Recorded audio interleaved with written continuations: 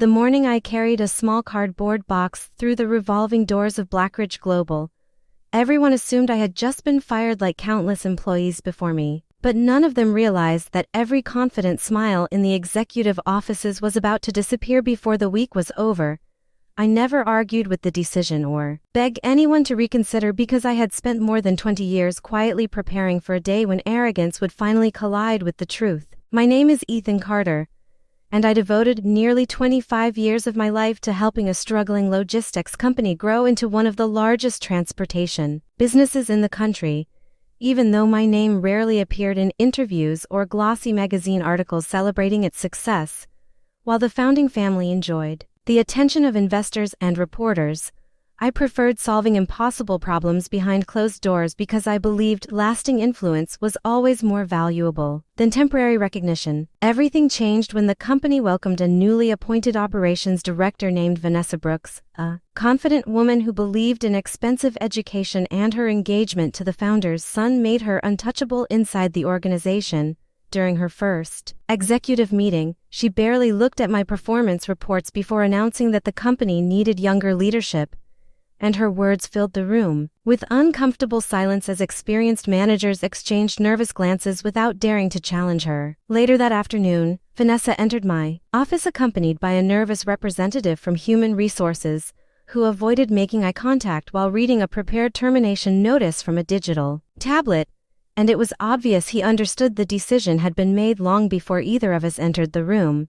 I calmly handed over my office keys, thanked him for remaining respectful throughout the awkward meeting, and walked out with steady steps because I knew something far more important than my employment had already been set in motion. As the elevator carried me toward the lobby, my phone vibrated with a simple message from my longtime attorney, confirming that several sealed legal documents had already been delivered to members of the board of directors and the company legal department exactly as instructed months earlier. I stepped into the bright afternoon sunlight without looking back at the towering headquarters because the building everyone believed belonged to someone else had been connected to my future long before anyone inside understood who truly held the strongest position. For years, I had quietly accepted a smaller salary than executives at my level because I believed ownership created opportunities that paychecks never could, and every difficult negotiation ended with me requesting additional shares instead of another bonus. The company founder, Leonard Whitmore, appreciated my willingness to sacrifice immediate rewards during the difficult years, never imagining that those agreements would eventually make me the largest individual shareholder in the entire corporation. Whenever financial problems threatened to destroy the business, I was the person who worked through endless nights rebuilding contracts, calming nervous investors,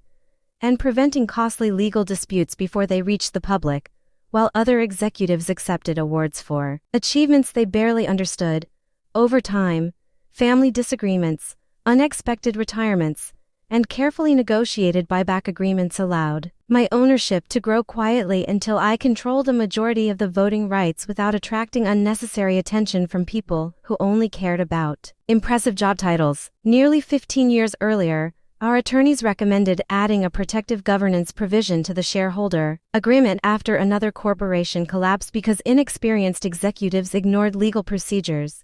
and I personally insisted the language remain clear enough that no future leader could manipulate it. The clause stated that if any executive officer was dismissed without the approval of the board and the majority shareholder, every leadership appointment made during that period would immediately lose its authority until an emergency meeting restored proper governance. Vanessa never bothered to study those corporate records because she believed confidence could replace preparation, and within an hour of my departure she instructed the technology department to erase my accounts, cancel my security credentials, and remove every trace of my administrative access from the company network. Instead of following her orders, the information systems director quietly contacted the legal department after discovering that almost every protected system listed my authorization as the highest controlling level established under the original corporate structure. While Vanessa grew increasingly frustrated by frozen approvals and rejected executive requests, the legal team reviewed the governing documents with growing concern before advising every department to leave the company systems exactly as they were until the emergency procedures could be completed. At that same moment, I sat peacefully in my attorney's office, reviewing certified shareholder records and board resolutions, knowing the real battle would never be decided by loud arguments or impressive speeches but by carefully written agreements that had been protecting the company for many years. The first sign that something was terribly wrong appeared just before noon when Leonard Whitmore received a series of urgent phone calls while attending a private charity luncheon several miles from headquarters, and the concern in his chief legal officer voice immediately erased the relaxed smile from his face. Without finishing his meal, he hurried back to the office expecting a routine disagreement between executives, but the tense expressions waiting inside the conference room told him the situation had become far more serious than anyone had imagined. The company attorneys carefully explained that the termination process violated the corporate governance agreement because no formal board approval had been obtained before removing an executive officer who also happened to hold controlling voting rights, and every sentence made the atmosphere heavier than the one before it. Leonard desperately asked whether the dismissal could simply be cancelled before anyone outside the company noticed, but the attorneys quietly informed him that the protective provision had already activated automatically and could not be reversed once the official filings were delivered. Within the hour, board members, institutional investors, and senior advisors began arriving from different cities after receiving emergency notifications requesting their immediate presence, and the normally peaceful executive floor transformed into a place filled with anxious conversations and hurried footsteps. Vanessa entered the building wearing an expensive designer suit and carrying herself with the same confidence she had displayed that morning, completely unaware that nearly everyone around her now understood she no longer possessed the authority she believed was still hers. When the emergency board meeting finally began, Vanessa confidently walked toward the chair reserved for the acting executive leader, but the independent chairman, Samuel Prescott, politely stopped her before she could sit down and asked her to take one of the guest seats along the side of the room instead. Confused and embarrassed, she looked toward Leonard for support, yet he avoided her eyes because he already knew the legal documents placed before every board member had changed the balance of power inside the company forever. Exactly at 3 o'clock, the conference room doors opened once again, and every conversation instantly faded as I entered carrying a single leather portfolio that contained certified ownership records, original shareholder agreements, and several resolutions prepared by my legal counsel many months before that unforgettable day. I greeted everyone with calm professionalism before placing the documents on the polished table, then explained that I had not returned seeking revenge against anyone, but to protect the company from leadership decisions driven by arrogance instead of responsibility. I remained standing as my attorney distributed certified copies of the shareholder registry to every director around the table, and the quiet sound of pages turning was the only noise inside the room as each person realized I controlled enough voting power to determine the future of the company, without needing anyone else to support me. After everyone finished reviewing the documents, I formally requested a vote to suspend every executive appointment made after my unlawful dismissal until a complete governance review could be conducted, and the motion received overwhelming approval within only a few minutes. Vanessa tried to defend her decision by insisting she had acted in the best interest of the business, claiming that bold leadership sometimes required difficult choices. But her confident speech quickly collapsed when several board members asked why she had ignored legal procedures that every executive was expected to understand before accepting a leadership position. Unable to answer their questions with facts instead of assumptions, she slowly realized that confidence without preparation had become the greatest mistake of her professional career. After the meeting paused, Leonard quietly asked if we could speak privately in the smaller conference room across the hallway,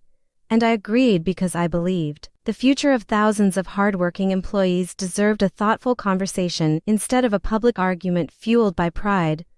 Once the door closed behind us, I placed a carefully prepared proposals on the table, explaining that the first allowed the founding family to purchase my ownership at a premium valuation while the second would establish a completely new leadership structure with stronger accountability and independent oversight. Leonard read every page slowly before lowering the papers onto the table with trembling hands, admitting that he had spent too many years trusting family loyalty instead of professional judgment and that the company was now paying the price for those decisions. I calmly reminded him that businesses survive because people respect agreements rather than assumptions, and I encouraged him to choose the option that protected employees, customers, and investors instead of personal pride or family reputation. Before leaving the room, I gave Leonard exactly 1 day to consider both proposals without outside pressure, making it clear that no amount of emotional pleading would change the legal position created by the signed agreements everyone had accepted years earlier. As I walked back through the quiet executive hallway, I noticed employees watching from their offices with uncertain expressions, and I silently promised myself that whatever happened next, the company would finally be guided by fairness, preparation, and genuine leadership instead of titles handed out through family connections. The following morning, the atmosphere inside Blackridge Global felt completely different because the usual confidence that filled the executive floor had been replaced by quiet conversations, thoughtful faces, and a sense that everyone was witnessing the beginning of a new chapter.